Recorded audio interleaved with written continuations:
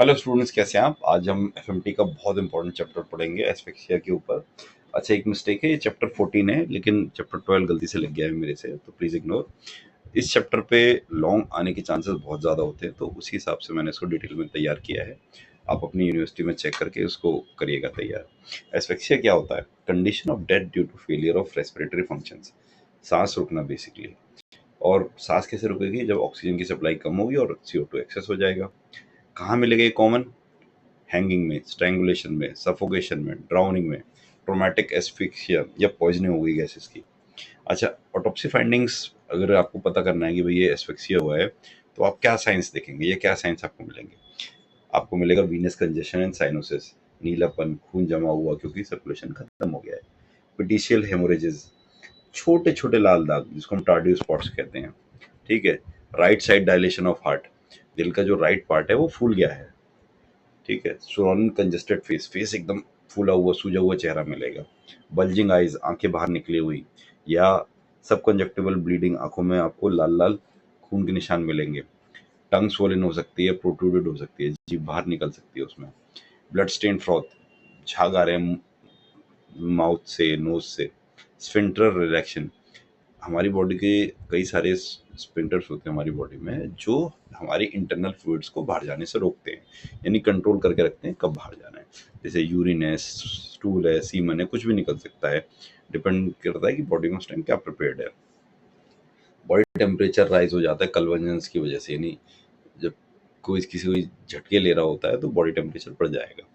ये मेन है। Internally dark fluid blood भी आपको मिल सकता है, लेकिन ये उतना क्लियर नहीं है।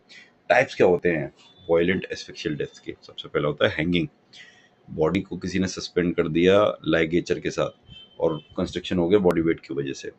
सेकंड हो गया लाइगेचर स्ट्रैंगुलेशन, ऊपर लटक रहे थे, यहाँ कोर्ड से किसी ने गला दबा दिया। ठीक है, यहाँ बॉडी लटक रही नहीं है। थर्ड हो गया हमारा थ्रॉटलिंग, मैनुअल स्ट्रैंगुलेशन जिसको हम बोलते हैं, हाथों से गला दबाना। फोर्थ हो गया सफोकेशन, पिक्चरों में आपने देखा है कि कई क्रिमिनल्स कैसे मारते हैं कि मुंह पे पिलो रख दिया जिससे कि नोज और माउथ दोनों से ही ब्लॉक, दोनों से ब्लॉकेज हो जाए, वहां से एयर नहीं जा सकती। चोकिंग हो गई फॉरेन बॉडी की, कुछ ऐसा मुंह में डाल दिया जिसकी वजह से हम चोक कर गए। गैगिंग हो गई, ट्रोमेटिक एस्फिक्सिया हो गई। अच्छा, ड्राउनिंग आपको बताइए, पानी में डूब गए, सांस रुक गई तो। स्पेशल पॉइंट्स देख लेते हैं। वेगल इनिबिशन, वेगल इनिबिशन मैं आपको समझाऊं, आप सोचोगे कि वेगल इनिबिशन कहाँ से आ गया। जो हमारी वेगस नर्व होती है वो बहुत इंपॉर्टेंट पार्ट होती है पैरासिम्पैथेटिक सिस्टम की। और पैरासिम्पैथेटिक सिस्टम क्या होता है? हमारे हार्ट रेट को कंट्रोल करता है। तो एकदम अगर स्टिमुलेशन होगा, इंस्टेंटेनियस स्टिमुलेशन होगा, तो दिल या हार्ट के रुकने के चांसेस बहुत ज़्यादा हैं। ठीक है। ये आपने देखा होगा कि कई बार अगर बहुत सीरियस या बहुत जोर से गर्दन पे या स्टमक पे बलून डालते हैं तो कई लोगों को ये हो जाता है। कार्डियो स्पॉट्स, कार्डियो स्पॉट्स होते हैं पेटिशियल हेमोरेजेस, ये टिपिकल होते हैं लेकिन they are not 100% sure sign. Hanging mark ये ऑब्लिक लेवल पे पता चलते हैं और थायराइड कार्टिलेज पे होते हैं। स्ट्रैंगुलेशन मार्क, देखिए इन दोनों में डिफरेंस क्या है, मैं आपको क्लियर करता हूँ, कंफ्यूज होंगे कई स्टूडेंट्स। हैंगिंग में जो रोप होती है वो सीधी नहीं होती, वो हमेशा टेढ़ी मिलेगी, और ये थायराइड कार्टिलेज के ऊपर मिलता है। जबकि स्ट्रैंगुलेशन कोई गला दबाएगा तो वो हॉरिजॉन्टली होता है, यानी कि उसमें निशान जो बनेगा वो हॉरिजॉन्टल बनेगा, और ये बिलो थायराइड कार्टिलेज होता है, गले के नीचे नीचे वाले हिस्से पे। तो हैंगिंग और स्ट्रैंगुलेशन का डिफरेंस आपको पता होना चाहिए। ड्राउनिंग, इसमें क्या होगा कि पानी हम कैसे आइडेंटिफाई करेंगे? लंग्स हमारे गीले होंगे, उनमें पानी चला गया होगा।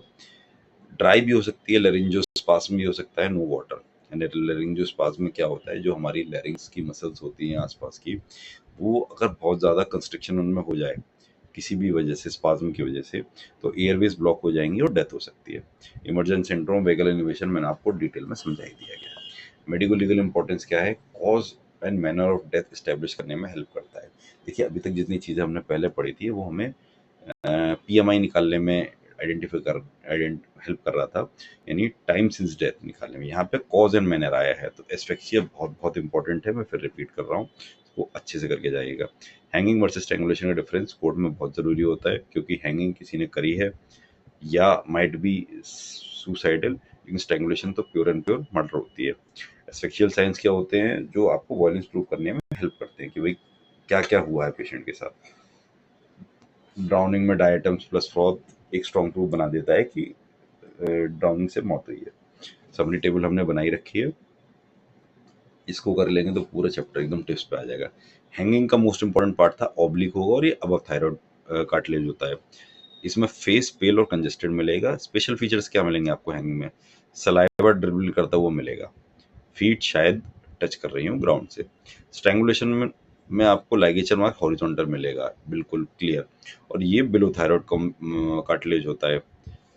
फेस इसमें भी आपको कंजेस्टेड मिलेगा, साइनोस मिलेगा, साइनोस का मतलब खून रुका हुआ। थ्रॉटलिंग में फिंगर मार्क ब्रूजेस मिलेंगे, इसमें भी साइनोस यानी रुका हुआ खून मिलेगा आपको, और पटेशिया मिलेगा। पटेशिया मतलब छोटे छोटे रेड स्पॉट्स। ये आपने देखा होगा कि कई बार जो क्राइम स्टोरीज होती है उसमें दिखाते हैं कि गले पे ऐसे छोटे छोटे, वो थ्रॉटलिंग के ही होते हैं, वही कंफर्म करते हैं। सफोकेशन में कोई लेरेंजर मार्क नहीं मिलेगा, और यहाँ केवल आपको फेस कंजेस्टेड मिलेगा। ड्राउनिंग में साइनोस मिलेगा, खून का रुकना मिलेगा, और यहाँ पे कोई लाइगेचर मार्क नहीं मिलेगा। बाकी सब चीज़ें बहुत सेल्फ एक्सप्लेनेटरी हैं। अच्छा, वेगल इनोवेशन में ना तो लाइगेचर मार्क मिलेगा, ना एस्फिक्सियल साइंस मिलेगा। इसमें सडन नॉट डेथ होगी, लेकिन आप आइडेंटिफाई कैसे करेंगे वेगल इनोवेशन है इसमें, या जानबूझ के ऐसी चोट मारी गई कि एक बार में डेथ हो जाए। यहाँ पे सारे ऑर्गन्स का नॉर्मल फंक्शन मिलेगा, यही इसका की आइडेंटिफाइंग फैक्टर है। और ये वाइवा का भी क्वेश्चन बनता है कि what is the main features by which you will identify vagal inhibition, that is all the organs will be in their normal state and nothing would have happened to them। ठीक है, हमने ये chapter भी detail में किया, और जितना मैं एफएमटी को इंटरेस्टिंग बना सकता हूँ उतनी मैं पूरी कोशिश कर रहा हूँ। आप लोग भी प्लीज सपोर्ट करिए, लेक्चर्स को सब्सक्राइब करिए, शेयर करिए मैक्सिमम। Thank you.